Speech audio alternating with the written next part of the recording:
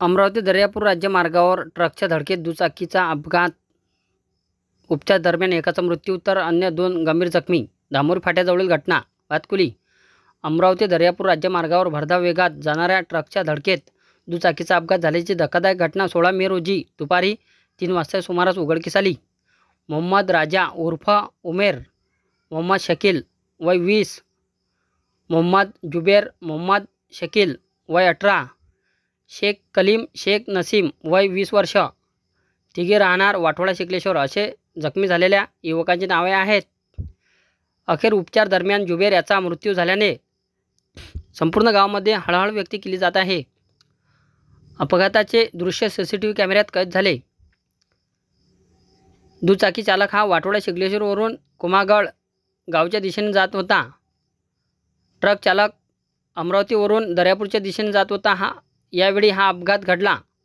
अपघात इतका भीषण होता की दुचाकीचा ट्रकच्या धडकेत चुराडाच झाला.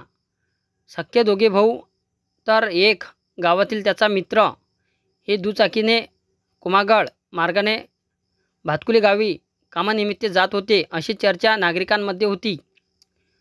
ट्रक चालकाने घटनास्थळावरून पळ काढला आणि काही वेळेतच 10 किलोमीटर अंतरावर नागरिकांच्या आणि पोलीस कॉन्स्टेबल धनराज मेश्राम यांनी फ्लेमी स्टाईलने ट्रक चालकाचा पाठलाग करत त्याला पकडले.